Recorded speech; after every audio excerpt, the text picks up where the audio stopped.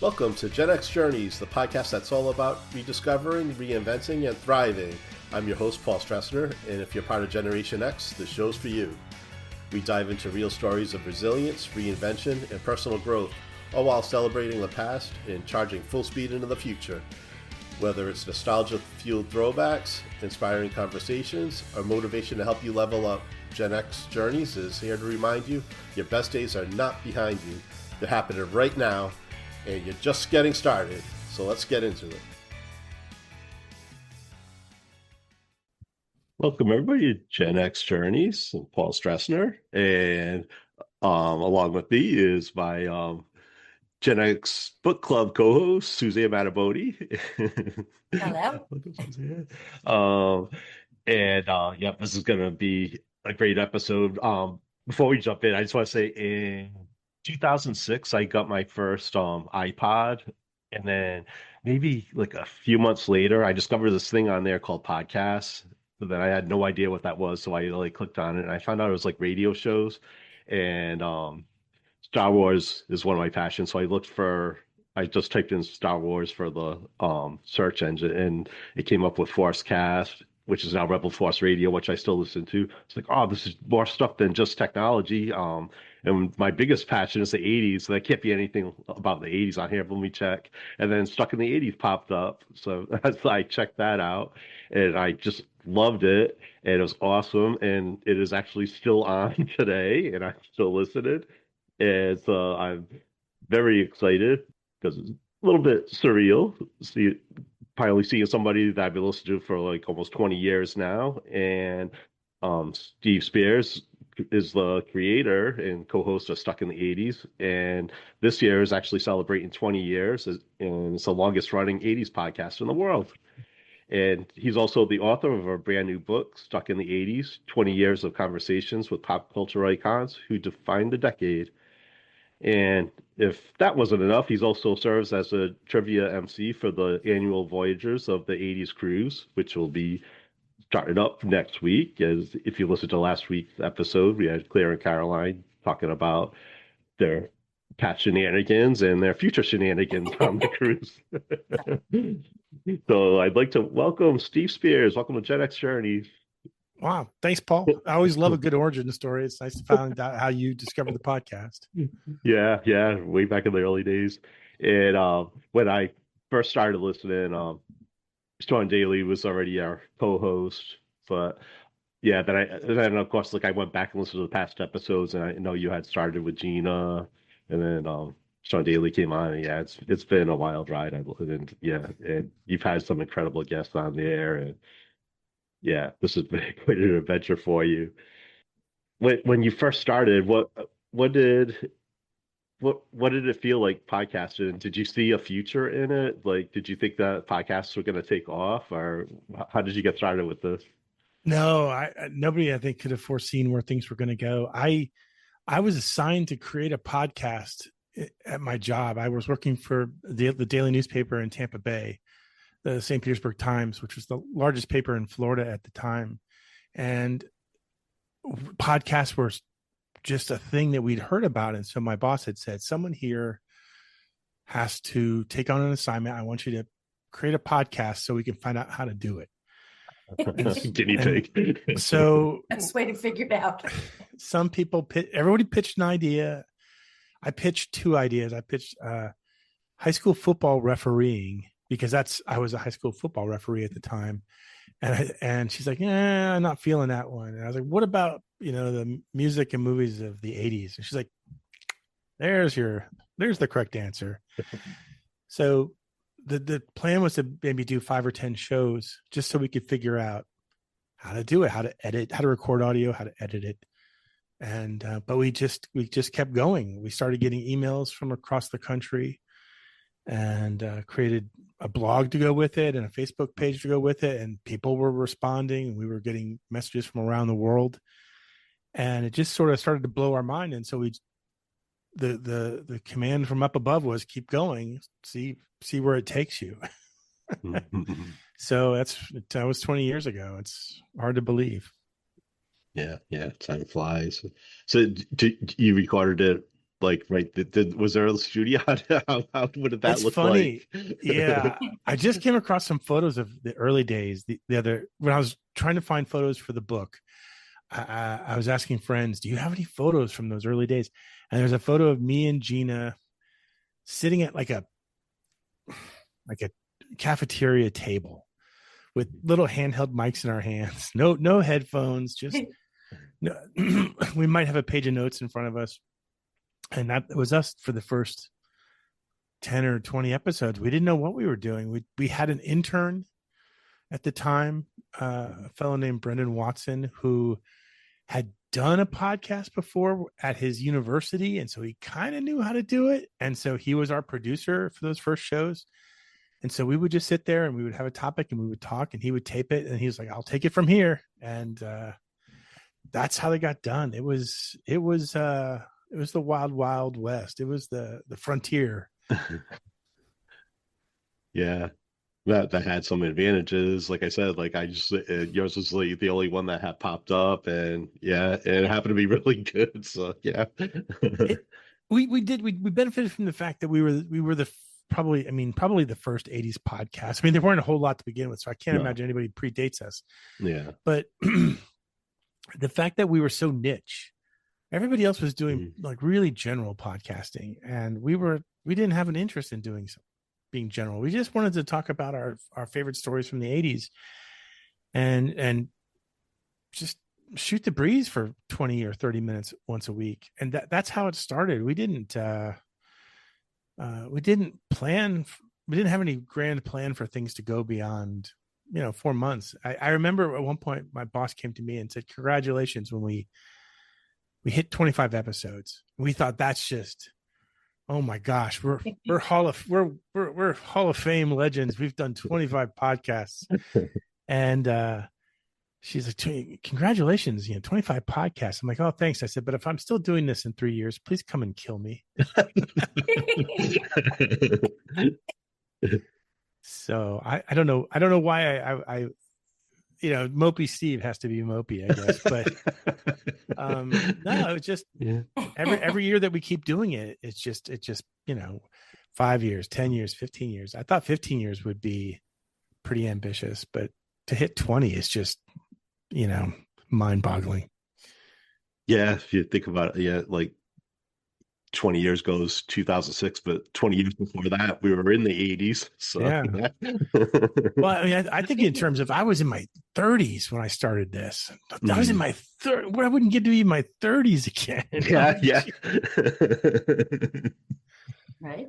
Well, it's kind of interesting that the podcast is gone on that much longer than the decade itself, actually. And I remember hearing that, way back when I was kind of introduced to you and your podcast. So it's an impressive claim, it's gone on twice as long as the actual 80s. So yeah, I mean, it's 21 years old. It'll be 21 years old this year, and so it'll be old enough to drink. So that'll be nice.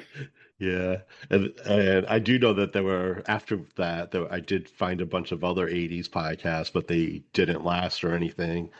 So yeah, what kept you going? What kept you from quitting? You just like the environment, like meeting people. What kept you going? I was never a full-time writer. I was an entertainment editor, and so podcasting was really my only creative outlet at the time, and blogging, because we created a blog that went with the podcast at that time, and I would blog 6 times a day, every day for 10 years straight. Oh wow! And part of that was just to prove to the other people at the newspaper, because newspapers 20 years ago were very print centric. The idea of websites obviously were around, but they weren't the go-to format. And so I started doing the Stuck in 80s blog every day for 10 years. I mean, without fail, and usually up to six entries a day, just to prove that if I can write about a decade that's been gone for 20 years, that you guys can certainly write about the Tampa Bay Buccaneers once a day, or you can write about Florida politics once a day. If I can write 10 items today on John Cusack and Better Off Dead or Debbie Foreman and Valley Grove. If I can do that, this often, then surely you can match even the smallest pace. And so part of the reason why I did it for so many years was not to show off, but just to show the potential of digital journalism. I really believed in digital journalism the moment it became a thing, and it's been my specialty ever since.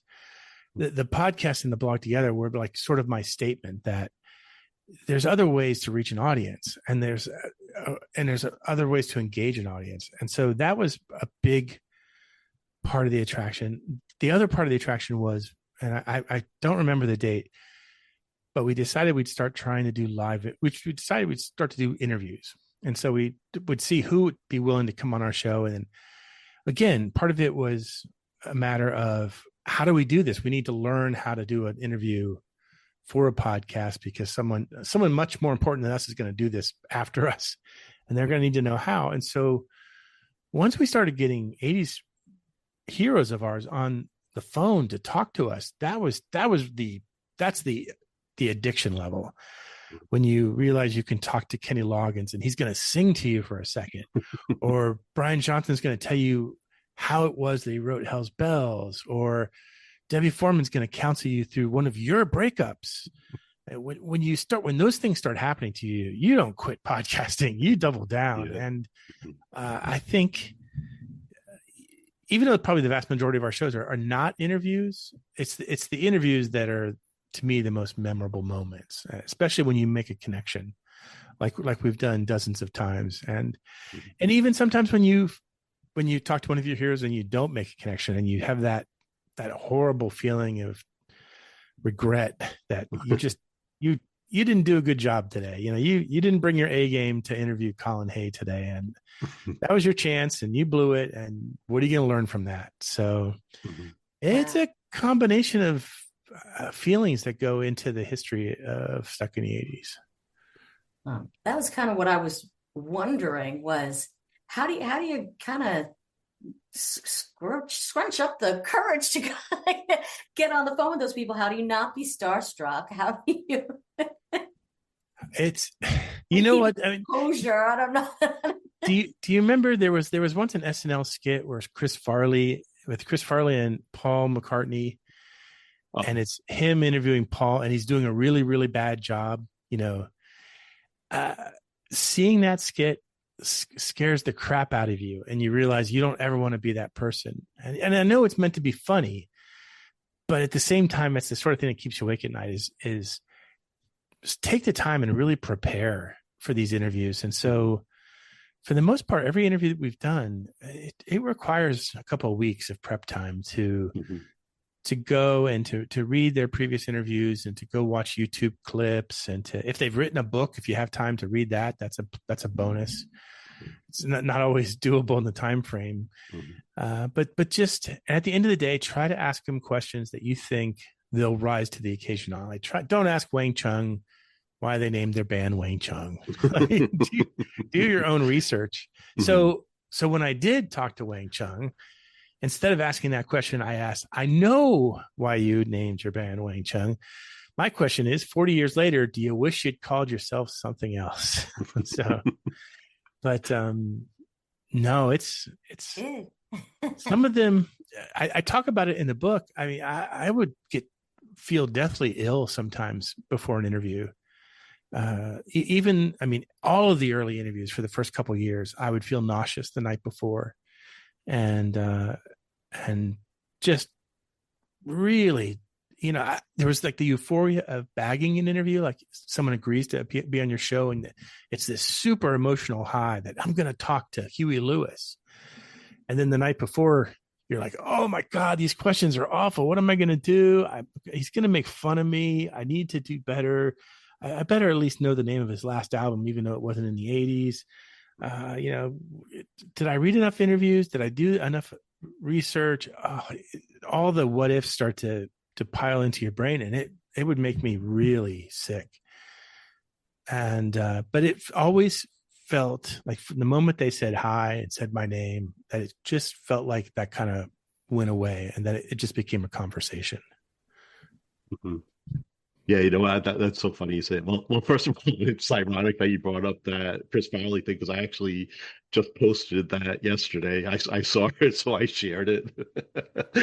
That Paul McCartney thing. But yeah, I feel the same way. I've had some celebrities that I've interviewed, and I felt the same way. I'd be so nervous leading into it, but then as soon as you start talking, it's just like having a conversation, normal conversation. I don't know. You know Do, what's do, funny though? Just the moment that you start to feel at ease and you're like, oh, I've got this down. I know what I'm doing.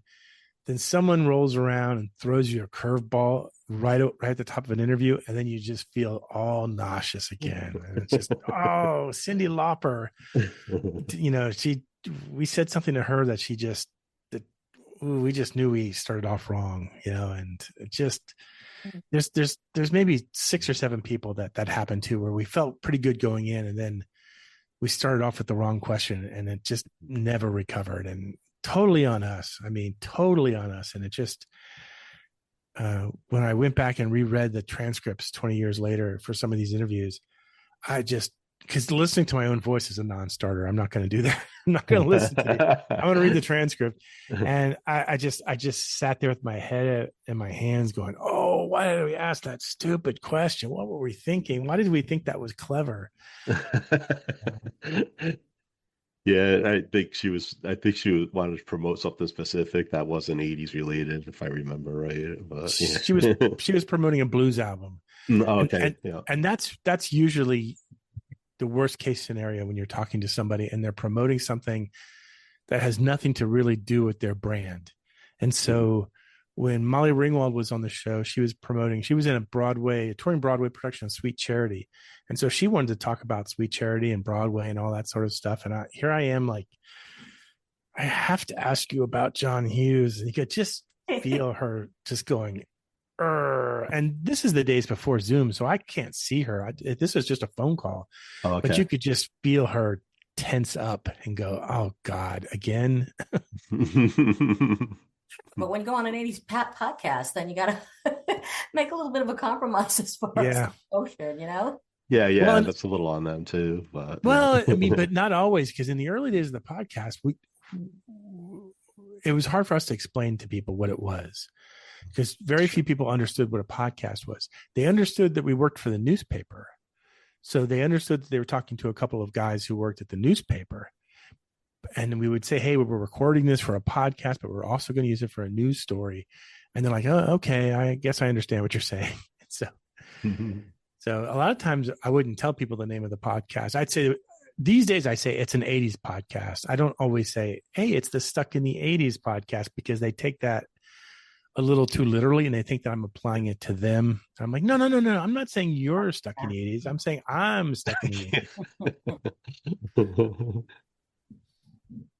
Do you still get nervous, or are you more used to it when you have celebrities? Depends on who it is. Sometimes I get a good feel after seeing YouTube videos of people, and I'll look, and they've done a lot of podcast interviews. Okay, so they know what a podcast is. They seem like a happy-go-lucky kind of person. Then if I see that, then I relax a little bit more. But it's still that real strong euphoria when you book someone, and then that real feeling of, oh, please don't screw up the day of it. And the bigger the name, obviously, the more chance that you're the higher you aim, the farther you fall. But for the most part, I've been really, really lucky. And like I said, the interviews that didn't go well, they at least became good stories. Mm-hmm. And so there's a whole chapter in the book about misfires where we said something stupid, we asked a dumb question, or the interview was at 9 a.m, and you never want to interview a rock star at 9 a.m. And but that's it. We didn't ask it. It's when this is the time you arranged, and you don't want to be the first interview of the day. You want to be the last interview of the day sometimes. But no, I mean, even a bad interview makes for a great story. So I have no. These days, I kind of take it all in stride and just sort of say, well, there's one more story for me to add to the bad chapter of Steve's screw ups. You chemistry with everybody. I mean, if any one of us were put into a room with like 100 people, there's no way you're going to like have hit it off with all 100 people. There's going to be, a certain amount that maybe aren't, right off the bat.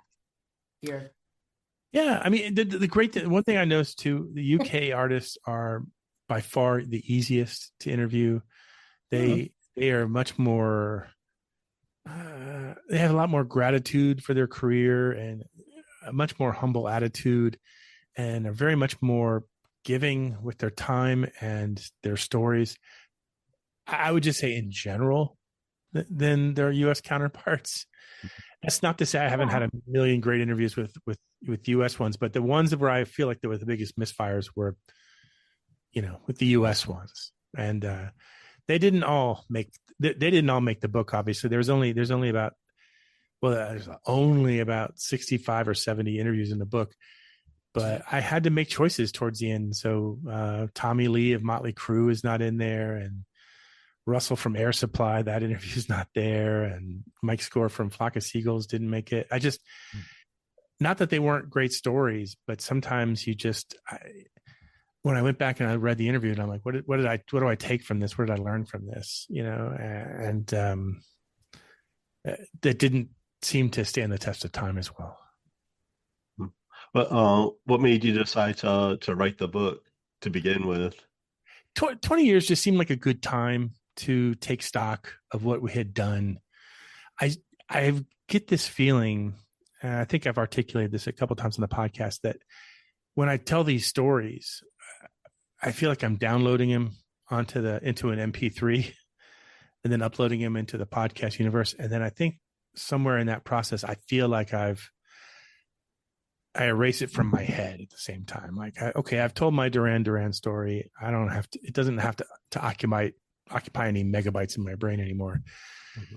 And so part of it was an attempt to get some of these stories finally, out there on paper where they'll live forever in a way. And that was no smart part of it. The other part was after 20 years doing the podcast, I started seeing some through lines in the project, one of which was the sense of community that the podcast has created. All my best friends these days are people from the podcast universe, either people I met as a co-host, like my co-host Brad, or the people I've met on the 80s cruise. And the only reason I've been on the 80s cruise, the main reason is they bring me on board because of the podcast and because I host the trivia. But those are my people now, and we speak a shared language, and our history is formed through the same songs and the same singers, and we quote the same movies. We have the same sensibilities, and once that started becoming really clear to me, which I think was maybe about 5 years ago, I kind of felt like there would come a time when it would be time to put this onto page and paper. Yeah, and you had quite a few to choose from. So how is it formatted? Do you have like different sections, like different types of interviews, different types of celebrities? The book is kind of, they're sort of grouped by interviews. Every chapter has 3 or 4 interviews, and every interview starts off with the person's name in all caps. So if you're just kind of perusing the book and you're just looking for a specific name, it'll pop out at you. But Terry Nunn, Taylor Dane, Colin Hay. And I did that intentionally so that if you are skimming and you don't want to hear my story from Patti Smythe and how she almost got to be the lead singer of Van Halen, if that doesn't interest you and you want to move on to learning more about Phil Oakey of Human League, just it's real easy to find. But for the most part, the chapters are geared by themes, and there's a whole chapter of, like I said, of interviews that didn't go well. There's chapters where they're much short stories where I just got one real nice piece of information from each artist, and so I put it down like that. All the actors that I've interviewed are grouped together, including the Molly Ringwald. And when you read them, I put the perspective in there around each interview about the circumstances of the interview, why it was, how it was we came to talk to this person, any feelings I might have had about the process, or if there's some personal connection I had from when I was 16 years old. Like when I was 16 years old, and I lost my virginity, it was to the Thompson twins, Hold Me Now. And so when you read the chapter on Tom Bailey, you will learn that. Now, I debated when I was talking to him, do I tell him this? And ultimately I decided no. So he was being just telling the world, isn't it? I don't mind. I honestly don't mind telling the world. I just didn't want to tell Tom. And he was, I get the impression that his music was very personal to him, and I don't know what he would have said. If I get another chance to talk to him, I might say it. When my co-host Sean Daly, when we talked to Lou Gramm, Sean had lost his virginity to was it Electric Blue or Midnight Blue, which is Midnight Blue, yeah. That's what he lost his virginity to, and he told Lou Gramm that, and Lou was surprised. But so you make these choices when you're doing these interviews, and the choices I didn't make and that I didn't say, I still tell people about it in the book. I'm like, yeah, I could have told Tom Bailey, I didn't. Sean could have not told Lou Gramm, but he did. It's just, I think the interviews take on an added context with the additional details that we provide. Like why does Brian Johnson resonate with me? Because the first time I got high was at an AC/DC concert, and I was 14 years old. So, I mean, that story is in there. In fact, I even called my mom after the book went to press, and I just said, when you read this, I want you to understand that these things happened, 40 some years ago, 50 years ago, and like, you cannot ground me anymore. So it's hilarious. As writers, I think a lot of times we have to have those conversations with people. It was not fun. And I remember she told me, she's like, well, I figured you had tried it at some point. I'm like, yeah, but probably not when you probably didn't imagine I was 14 years old. But did writing the book change your view like on the work you've done? Like have you gone back and said, oh, I did a way better job than I thought, or or the cringy, or the cringy moments are still cringy. Yeah. There's an interview with the singer from They Might Be Giants where we ask him some cringy questions, and you could tell he's really annoyed with us. Oh, geez. But that we finally managed to get the car back on the tracks, and it all ends in a nice, neat package. And we're like, we can sleep tonight. I think the takeaway when I wrote these stories, it took me 2 years to write this, is interviews that I thought were failures, that I thought I didn't learn anything from. I learned a lot from. It just took time. Huey Lewis, when we talked to him, he was quite the curmudgeon with us at times, as you might imagine. I mean, Huey Lewis looks like a curmudgeon, and but it was a 9 a.m. phone call, so that didn't help. But Sean and him got into it a little bit of a little testy fight in the middle of the interview, and I put that in the book, line for line, what they said to each other. And it's not that bad. Nobody was cursing or anything, right? But Sean asked a goofy question, and Huey challenged him on it, and Sean doubled down, and I'm sitting there with my head in my hands going, stop, please. He's gonna hang up on us.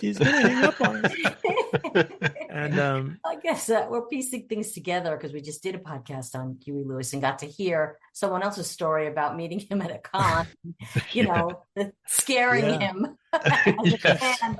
So he didn't seem to be in that great a mood then either. Yeah, that's fine. I mean, I don't know what the world wants from Huey Lewis, except for to sing really well, and we wish his hearing would recover now. But at the time, he was, this was decades after Back to the Future, and he was still making new music. But I mean, we wanted to talk about the old music, and it was clear as I go back and I read the interview, it's clear that he was kind of ready to move on and start talking about other things. And I think I learned a lot about how to interview somebody that day.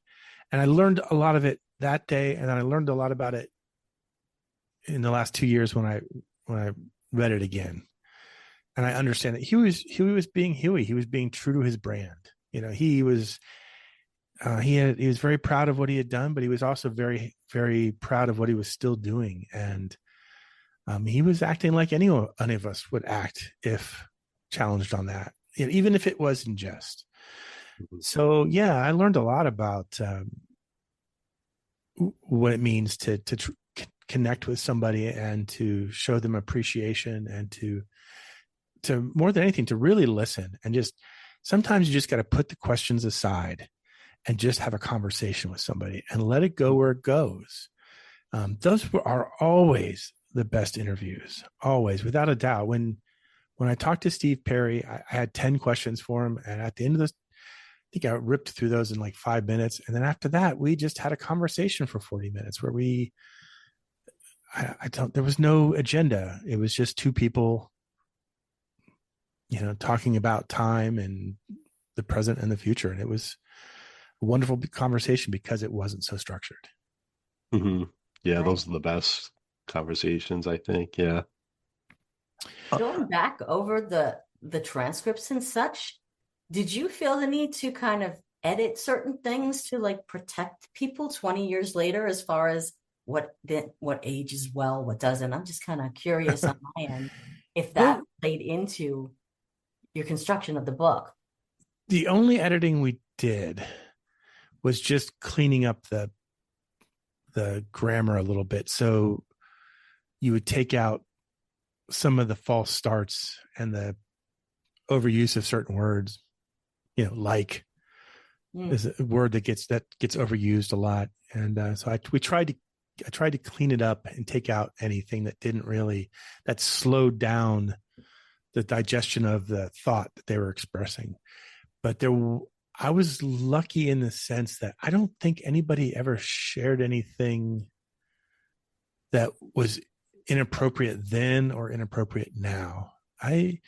People are pretty still guarded. As open as those conversations became with those artists, they didn't share anything that really shocked me. I mean, I was surprised that Patti Smythe told me the story of being asked to join Van Halen. I didn't know about that ahead of time. I don't think that I knew that John Waite had written Missing You for Nina Blackwood until she told me that story. There was a lot of little things but they knew they were on the record. And when I do an interview, I always tell people, if you say something and you decide later on that you'd rather me not use that, I'm happy to take it out. Nobody's ever taken me up on that offer. Mm-hmm. Wow. More often than not, when I'm editing a podcast, I take out stuff that I say that I think, wow, this felt like an interesting thing to say at the time, but now it just sounds like I'm talking to hear my own voice. And so I'll take stuff out. And there have been some personal things in there from time to time that I say that I think a week later, no, that's not staying in there. But no, artists have been really good about that. I mean, sometimes too much so. Like you get someone like Olivia Newton-John, we were so happy to have her, but I knew from our research she wasn't going to give us anything that we didn't already know. Like she guarded her reputation and her image like nobody else. And so there, as much as we kind of tried to get her to share us something new, she wasn't going there. So it was still great to talk to her. And when it's surreal when you hear Sandy from Greece talking to you, Kira from Xanadu talking to you, and but we as much as we tried to just give us something you haven't said before, nah, she's not going to do it. But other people do. And Deborah Foreman, the actress from Valley Girl, told me about her. She and Nicolas Cage were boyfriend girlfriend, or date during the filming of the movie. I had no idea about that. And she told very deep stories about that are in the podcast. It just, when I listened to him today, I am just stunned that she shared that much information with me. And, good for her though. I mean, I think she felt like she wanted to connect with me because I was going through a rough patch because my girlfriend had just dumped me. And so she wanted to play the part of therapist that day. And I'm glad she did. She and I became friends. We've been friends for years as a result of that. Yeah, that was incredible. That was one of my favorite episodes. Yeah, yeah. Everybody Yeah, she was loves so awesome. Yeah. everybody loves the episodes where something bad happens to Steve. Are they Yeah. all Well, still archives going all the way back to the beginning or not? I'm sorry, say that again. Are all these podcasts still archived? Like if you buy the book, you can go back and you can actually listen to or watch. Every episode from all 1 this. to 773 are still Wow. online. Wow. I think Debbie Foreman was episode 79. I used to know off the top of my head because people would always say, "Oh, I love the breakup episode. Sounds like you were going to cry right in the middle of it." Like I was crying right in the middle of it. It wasn't.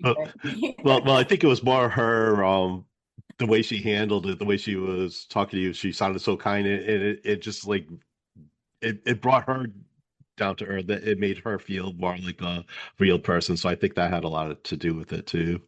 Yeah, no, it was it's a great episode. It's a perfect example of how the podcast was in those early years where Sean Daly and Kathy Wass were my co-hosts, and that relationship that I had at the time was very public. We talked about it a lot on the show. A lot of times we shared our personal stories on the show. We were very open about our personal lives, and we always have been on the podcast. So when that ended, Kathy and Sean said, you got to acknowledge it. And so we did let's do a breaking up in the 80s show. And then I said, this sounds pathetic. We need something more to it. And we were lucky I sent her a weepy letter and she called me on the phone an hour later and agreed to do it. So to me, that still remains. I mean, that one and the Steve Perry one remain my two favorites. And I don't see them ever being surpassed. Mm-hmm. Yeah, I was going to ask you, who surprised you the most, not just like as a celebrity, but like as a person. And it sounds like Deborah's up there. Is there anybody else that sticks out to you that surprised you that one way or the other? Dennis DeYoung from Styx was really great. I had heard ahead of time, and I tell this story in the book. I'd heard ahead of time that he can be kind of cranky when you meet him in person. Like if you went to a meet and greet with Styx, that he would be sort of, disconnected. And I was backstage one time at a venue that invited me back a lot I would go on stage and do the on-stage introductions and stuff like that. And it was Night Ranger and Dennis DeYoung, and Dennis was there, and the guy who runs the hall said, do you want to meet Dennis? I'm like, no. He's always been a hero of mine. And if he's a jerk, I really don't want to crush my image of him. And he goes, no, he's not a jerk. Trust me. So we go up to him and he goes, Dennis, this is Steve Spears. He works for the St. Pete Times. Dennis goes, a journalist. You must have some questions for me. And I didn't expect to be talking to him. I was not prepared to ask any questions. And I blurted out, hey, it was a great show. I loved hearing Castle Walls. I'm just curious, why didn't you play Desert Moon? And the smile on his face disappears. And he looks over at the guy from the hall and says, because this asshole invited Night Ranger to open for me. And I just felt like someone had punched me in the chest. And he goes, I'm just kidding. It's a joke. And he's like, you should have seen your face. Your face is just funny. So it was a year or so later that I actually really did a proper interview with Dennis, and I told him that story. He didn't remember it. And I told him that story. And he said, I said that to you. He goes, I am so sorry. I did not mean. I go, no, no, no. It's a great story. I love telling it to people. He's like, I can't apologize enough. That's not me. And I'm like, no, I mean, you have a wicked sense of humor. I now know that. So, and he does. So, but yeah, no, that's still, I can still feel my chest implode with him when I asked that question, his face just dropping. And then this asshole, oh my God, I just felt like I was going to throw up. But it was a great joke. I mean, I love it now. Not so much then. He is theatrical, so yeah, so He's it's probably just not the surprising. best. Yeah, yeah. Yeah, no, just those. Anytime you get to meet somebody in person, which doesn't happen too often on the podcast. Normally, you're always on a Zoom call or a phone call. So to meet somebody in person is always a treat. Do you usually do video now? Not the podcast itself, but when you interview people? Yes, yes. We almost always we always do it through Zoom now. Sometimes the artist won't turn the camera on. Oh. And they'll ask, they'll say, are you going to use video? And I tell them, no, I'm only going to use audio. I just have the video on so we can see each other. But still, sometimes they won't turn it on. I'll just see a black box and it'll say the person's name. So it's a little disappointing, but I get it. When I was interviewing Terry Nunn one time from Berlin, I could have sworn that, and this was not on video. This is pre-Zoom days. I swear I could hear her chopping carrots in the background. Like she was making dinner while she was talking to me. Or if she wasn't, she was doing something that sounded exactly like that. And whenever I see her now, I imagine her with a phone, like doing this, going, yep. What else do you want to know about the US Festival, Steve? Yep. That's funny. Yeah, but yeah, these people are busy. They're multitasking probably. Yeah.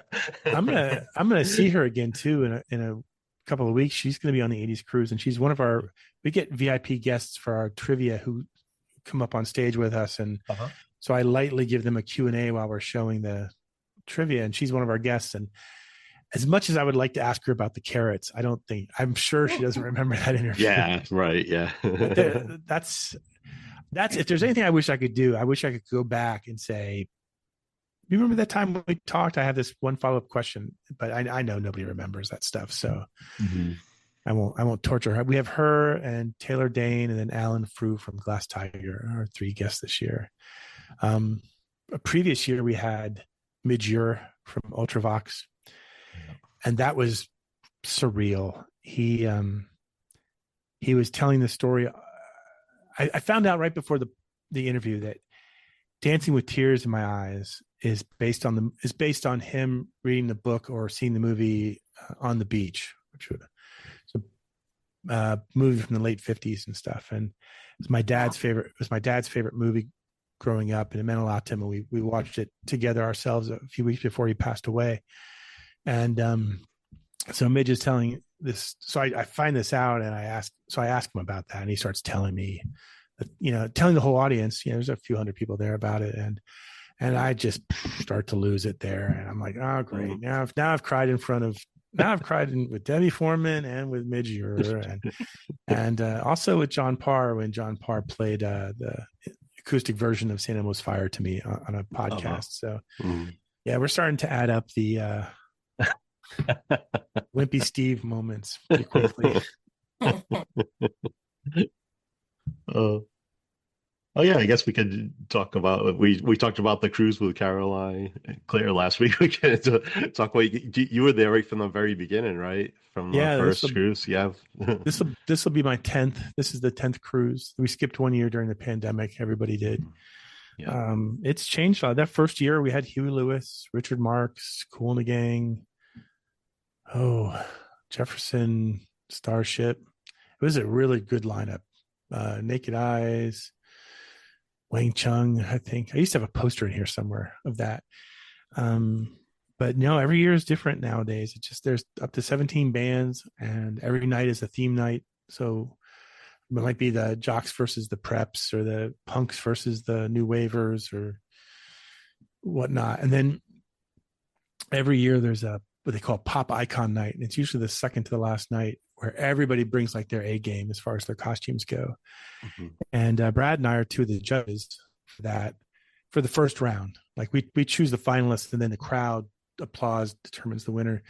But man, I mean, it's the best night every year, because you will see the most creative costumes that are just go beyond what you could possibly imagine. I mean, some are real straightforward. I mean, one time people came dressed as a 4-pack of Bartles and James wine coolers with the carton and everything.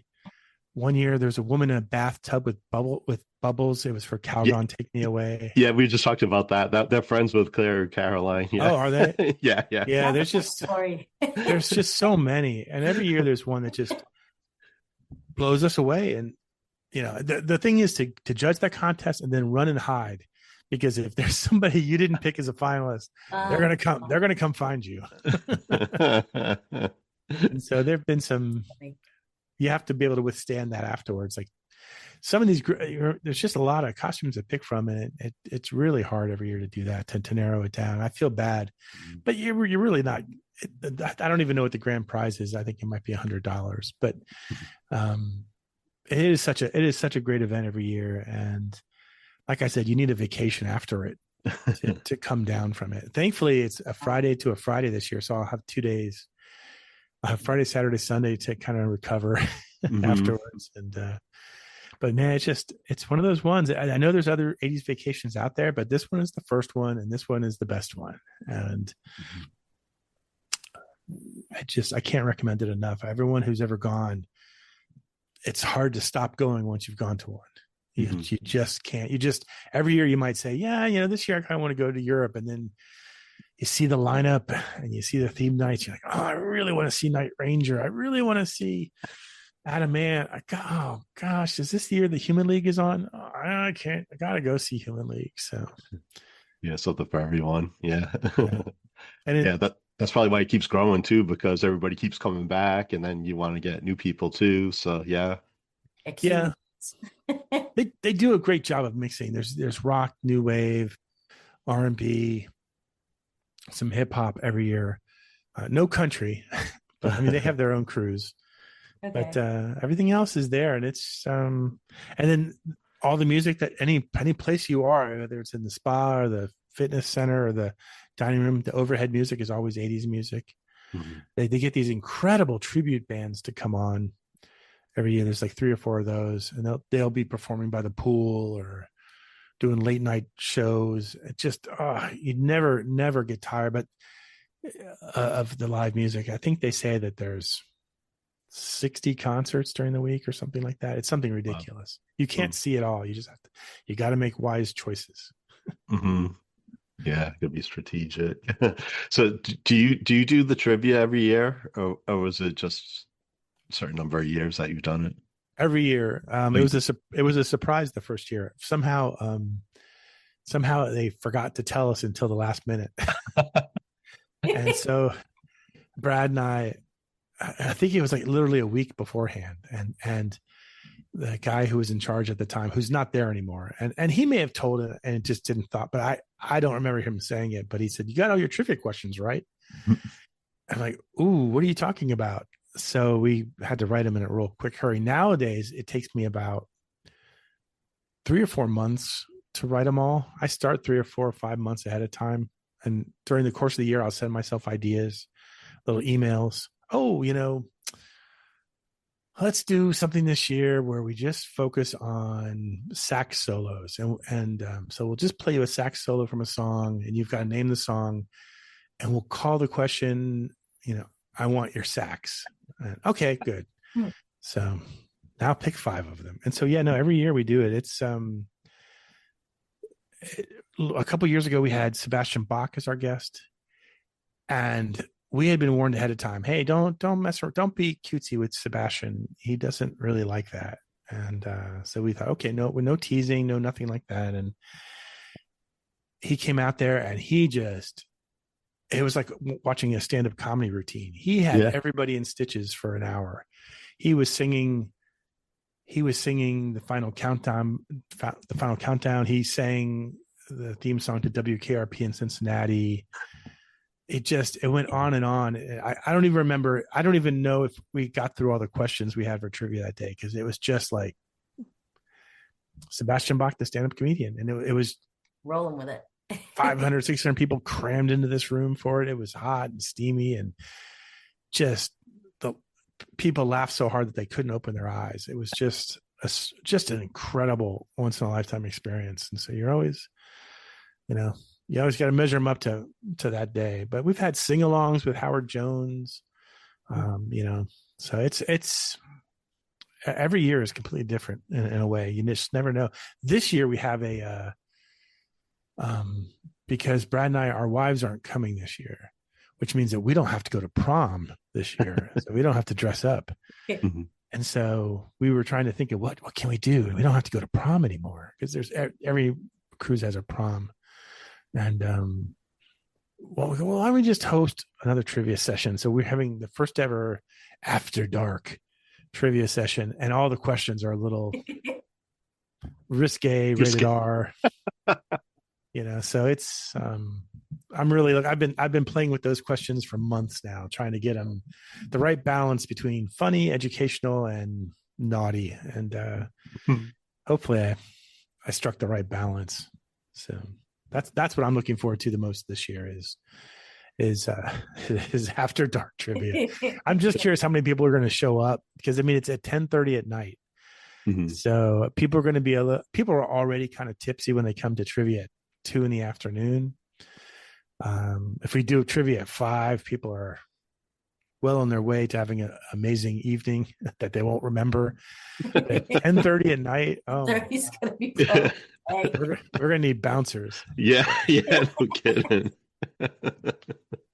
So, oh yeah, that's gonna be a blast. Yeah, I can't wait to hear about that. I think Claire and Caroline would probably show up to that, because yeah, I don't think they'll have prom dates at that. So yeah, so they might go. So. There's one good question I just came up with earlier today, where it took me a while to find the photos, but you have to identify these movies by the naked man butts that I show you. So there's 3 movies where all you see is, guy naked from behind, and you have to figure out what are these 3 movies. So, and trying to find that's going to probably screw up my Google search history forever. Yeah. I was going to ask whose computer you did those. No, I used mine, and I even look when you see where some of the images come in from. I'm like, ooh, that's not a good site to be pulling images off of. but no, I don't want to give it away which the 3 movies are. But I will say that Rob Lowe is one of them, and Patrick Swayze is one of them, and but I don't know that there's more than one choice. There might be Patrick Swayze. You might have a couple choices, but I don't even know that you'll know that it's him, because it's a real tight focused shot on his. I can admit, I was a little uncomfortable,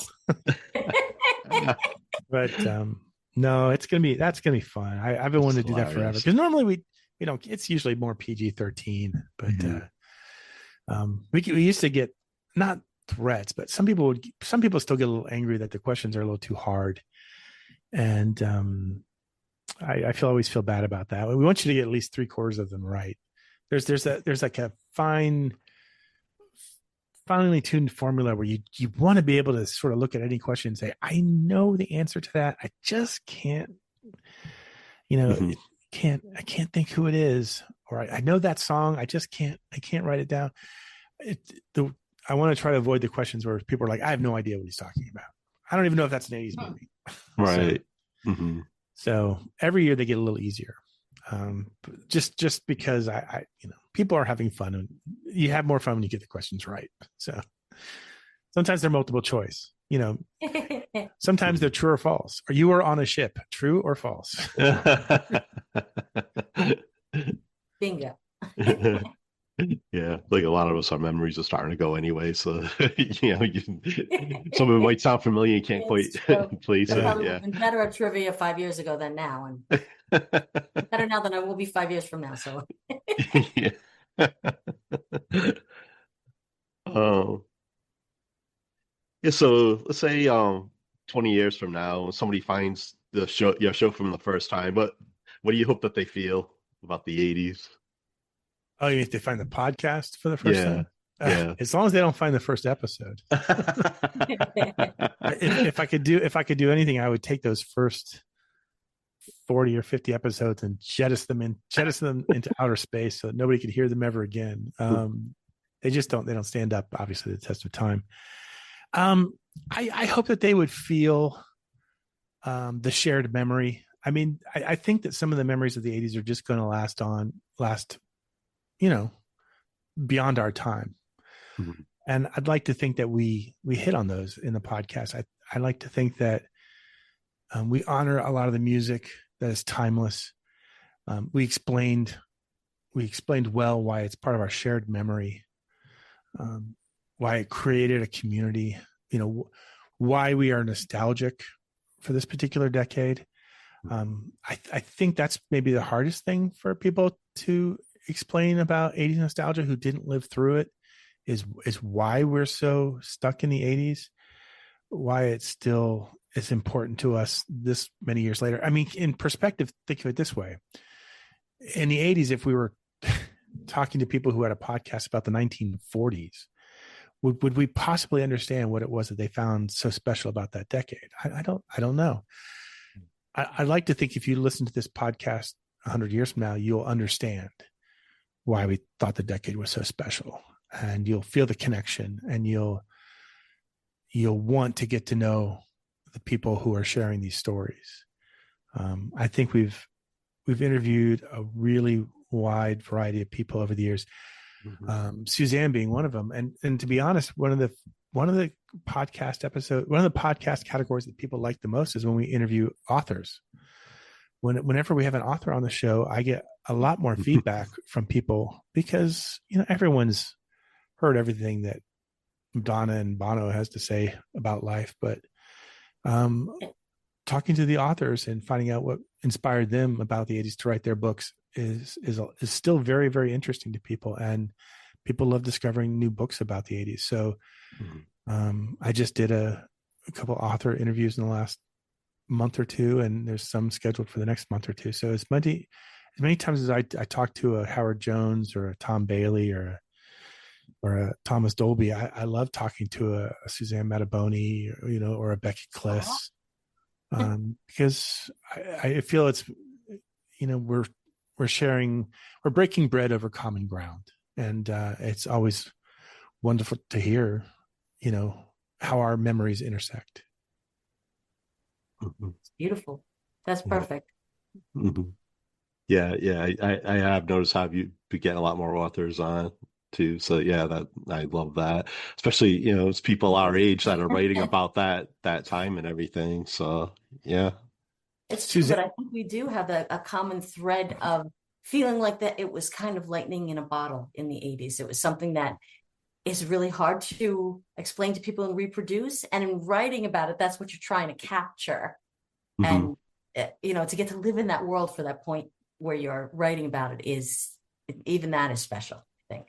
Right. Writing resets the medium. We live in a world now that's not print centric. Writing is the great equalizer. With Suzanne's book, when I read that, I remember thinking, who am I in this book? What would I have done in this situation? How do I feel about this moment? I put myself as a character in the book, maybe not a character that had a speaking part, but I was a character in your book as I read it. Wow.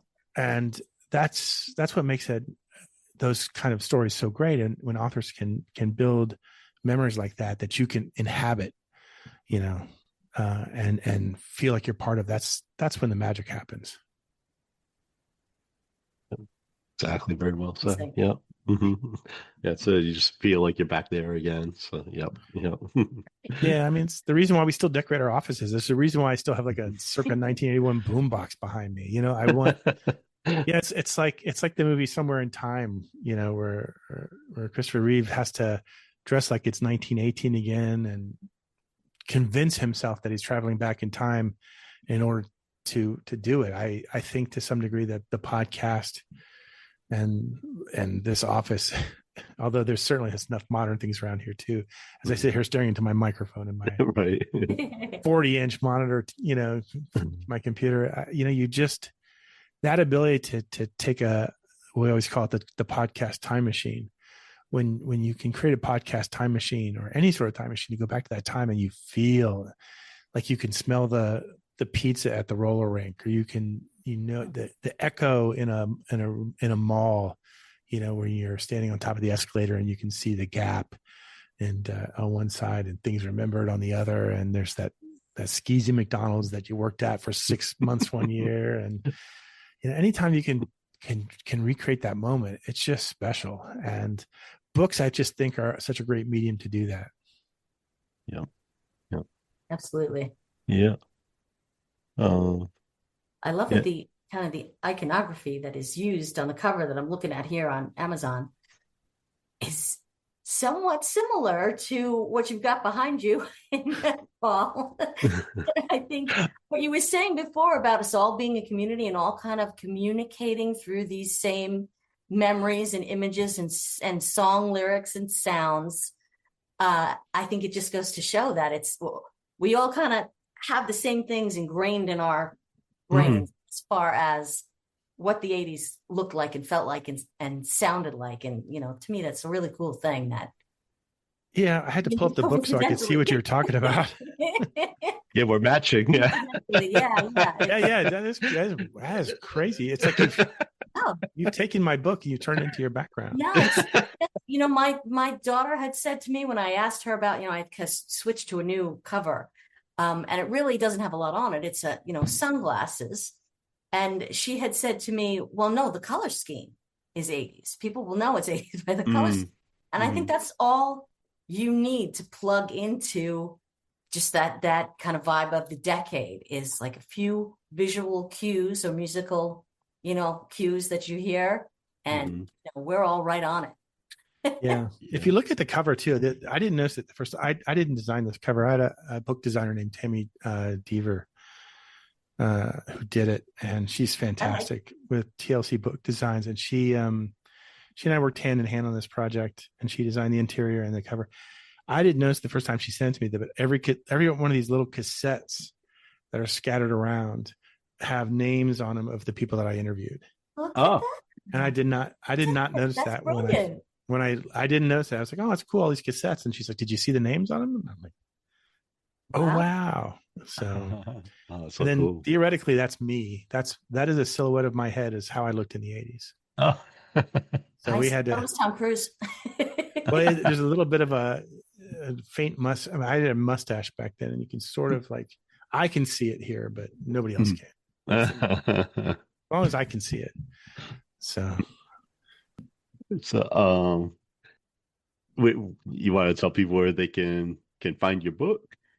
Yeah, if you go to it's right now, it's available. The pre-sale is available on Amazon for the ebook version. That's crazy way that Amazon works. You can have a pre-sale for the ebook, not for the paperback book. So the paperback book goes on sale March 11th on Amazon. There's a page on our official website. If you just go to Amazon, search for Stuck in the 80s, you'll find it. There's if you go to the sit80s.com, which is our official website for Stuck in the 80s, there's a page called, podcast book, and you'll see more links there. So it'll be on Amazon at first, and then it'll be on Barnes and Noble and Target, Walmart, all those other online retailers, and then hopefully in a number of regular independent booksellers, depending on where you live. So really hoping that, some of them pick it up and give it a try, because I think it's just a nice little way of remembering a really special time, and it celebrates the community behind it. And I don't think I myself knew how it was going to end until I was writing the very end of it. And it got a little weepy for me. But when you're trying to put a bow on something that you've been doing for 20 years, it can get a little emotional when you sort of realize that, things just don't happen on a timetable that you can dream up in your head. Things happen on their own pace. And And this book happened at its own pace. But I'm glad it's ready for the cruise. I'm glad it's ready to come out, and I hope people enjoy it. Yep. I had already pre-ordered mine. Excellent. It debuted at #1 on new releases for music history. Oh, So really? that was kind of interesting, I thought. But no, it's excellent. some people keep asking if there's going to be an audio version. There's no way I can read this book without crying. So that's not going to happen. And it's based on 733 podcast episodes. So, I mean, they're all there. If you want to hear the full unabridged version, they're there. Maybe not with all the context, but we'll see if it becomes popular enough, maybe we can find a way to do an audio version. Yeah. Have Daly do it. Have him voice his. I need special microphones when Sean Daly records, So he's going to do all the celebrity voices, and they're already recorded because they're actually podcasts. So it's kind of it would be. Imagine trying to piece that together. Yeah, It would be a. I love audiobooks. I really do. That's how I love to consume books that way. But I don't know that this one can do that. So. Yeah. And would you have to get then releases from all the people that you interviewed, even though they're all? I don't know. Already on? I don't know. Yeah, I don't know. I really don't think we're ever going to need to find out. I'm happy with it being in print, and I'm happy that I could finally give a copy to my mom, and she can finally explain to people what it is that I do for a living. Yeah. Not that I'm a full-time author, but she's never been able to explain what my job is to anybody. So now she could say my son, the author. And so that means a lot to me. Yeah. Oh, that's awesome. And right. Yeah. You wouldn't really need an audio version. You got all those, 20 years worth of audio people can listen to. And that's an extended edition. Yeah. Yeah. If I could, if I really had the time, I would go through and pull highlights from all the interviews that are in the book and then somehow embed them into the ebook edition so that you could listen to Deborah Foreman as I'm starting to break down and she's trying to pull me back together, or you can listen to Kenny Loggins sing to us, or stuff like that. You can cringe when Andrew Dice Clay doesn't give me 2 inches in our interview. So. Right. And then and of course you can find Stuck in the 80s on all podcast platforms, right? Yep, it's everywhere now, I hope. Yeah. Yeah, 733 our Martha Quinn episode just went online today. I just saw that. That's awesome. Yeah, because you had her on before, right? And now this will be the 4th time she's been on, but the first time in about 10 years. And the first time we ever did it on a video where we could see each other. So, awesome. That was special. Yeah, she's great. Episode 672. Oh, is that you're on 672? Wow, okay. That wasn't that long ago then. What year was that? 2024? 2023. Oh, okay. July. Yeah, I remember that was good. I really do. You really did a great job. I love how all your chapter titles were named after 80s songs, right? Yes, yeah, that was fun. Yeah, I actually created a Spotify playlist with all her songs. Yeah. Oh, really? You gotta send me a link. It'd be a good playlist. Yeah. And I forget what the next author interview is. I think it's a girl who was a drug and alcohol addict in the 80s and how somehow used her 80s heroes as a way of climbing out of that hole. So it'd be interested. I'm still reading the book, interested to see how that ends. But I love reading books like these that are set in the 80s. And even though my book's not chronological, I think it's thematically ordered. And hopefully it I hope people get an appreciation for the passion that we put into it. Mm-hmm. Definitely. Yep. And of course, like I said, I've been listening for most of those 20 years. So I can't, obviously, I highly recommend the podcast. Yeah, for sure. Well, Suzanne, you want to tell people how they can find you? Yeah, I'm at SuzanneMattaboni.com. And the novel that I wrote that took place in the 80s, which deals with some subjects of that day, is Once in a Lifetime. So you can look for onceinaLifetimenovel.com for some specifics on that. And you can find me pretty easily on Facebook and Twitter, maybe TikTok now and then, or Instagram if I'm feeling more visual. But in any case, yeah, pretty easy to find me. All right. Oh, thank you so much, Steve, for doing this. It's been so nice meeting you after Thank all you. these years. And yeah, have a blast on the cruise. Can't wait to hear about that. It'll be fun. There'll be some tales to tell. Yeah, for sure. Yeah, and thank you everybody for watching and listening. And then we'll see you soon. All right, thank you everybody. And remember, be excellent to each other.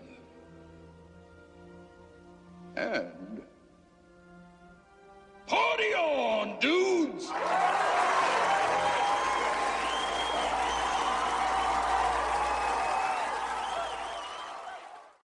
sit, Lizzie, sit. Good dog.